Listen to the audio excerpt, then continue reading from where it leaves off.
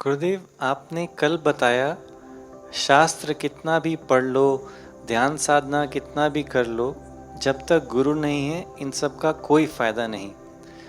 गुरुदेव, महात्मा बुद्ध ने किस प्रकार निर्वाण प्राप्त किया? उनके गुरु कौन थे? महात्मा बुद्ध बहुत ढूंढ ढूंढ कर बहुत समय उसमें व्यतीत किया। उसके बाद उनको जो ज्ञान की प्राप्ति हुई, उस वक्त उन्होंने ये कहा कि जो बुद्ध पहले हुए हैं, अब हैं, आगे होंगे, इन सब के शरण में जाओ। वही उन्होंने ही तो बताया, येन सम्मा संबुद्धो बुद्धं शरणं गच्छामि, धम्मं शरणं गच्छामि, संघं शरणं गच्छामि। ये सब उन्होंने ही तो बताया। तो उन्होंने ये जाना कि देखो, कुछ अशरीर रूप से भी ज्ञान मिलता है, कुछ शरीर रूप से भी मिलता है। तो गुरु होने से आसान है, नहीं तो पूरा जीवन ढूंढो ढूंढो ढूंढो। हो सकता है मिल जाए, हो सकता है ना भी मिले। एक बुद्ध को मिल गया शरीरधारी गुरु ना होने पर सबको ऐसा मिल जाएगा ऐसा नहीं है ना। इसलिए भगवान कृष्ण ने भी गुरु बनाया। संदीपनी के पास जाके उन्होंने सीखा। तब महर्षि संदीपनी बोलते, ये तो हमारा सौभाग्य है, आप हमको गुरु माने।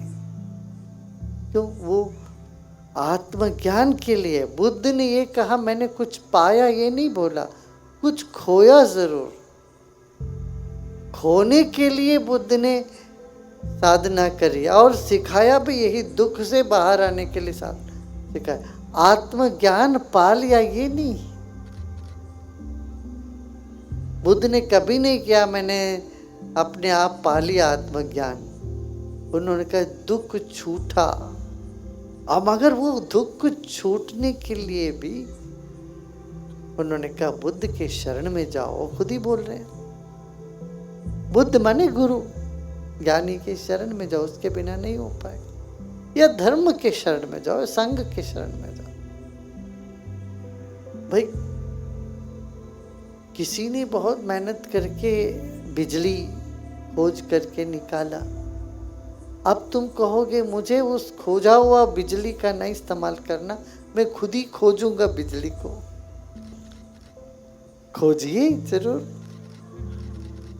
मना कौन करता है। अब अगर ये किसी का खोजा हुआ बिजली है, इसको तो मैं नहीं इस्तेमाल करूंगा, मैं खुद ही खोजूंगा। खोज सकता हूं, क्यों? किसी ने कभी तो खोजा तो है बिजली। तू भी वो वैसे पुरुष बन सकते हो। थॉमस अल्वा एडिसन ने बल्ब खोजा है, तो ऐसे तू भी बन जाओ, कोई बात नहीं। उसको किसी ने सिखाया तो नहीं, मगर उसके बाद में जो भी आए उन सबको, सबने उसी से तो शिक्षा ली। बिजली का पूरा डेवलपमेंट हुआ, इलेक्ट्रिकल एंड इलेक्ट्रॉनिक्स सब्जेक्ट का मुख्य दाता तो वही रहे, मूल पुरुष। उसके बाद ही तो ये सब आया। भागना नहीं, संसार से भागोगे तो हमेशा भयभीत रहोगे, और फंसना भी नहीं। यही तो जीवन जीने की कला है। ना भगोड़ी बनो, भागे हुए को देखो, उनके चेहरे में चमक तो नहीं दिखता है, उनके चेहरे में स्नेह तो नहीं नजर आता है, उनके जीवन में ऐसे स्फूर्तिदायक कोई बात तो नहीं दिखती है।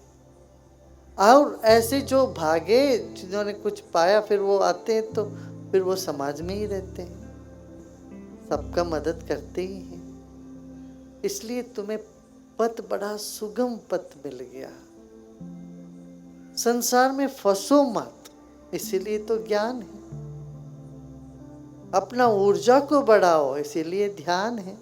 सेवा करते रहना, फिर उसमें अपने को ज्यादा मत डालना। अब मौन की शिविर भी इसीलिए करते हैं ना, बार बार करो, साल में 4 बार करो मौन का शिविर, हर 3 महीने में करो, प्रतिनित्य ध्यान करो। कैसे फंसोगे? तो मजबूत होता चला जाओगे अंदर से।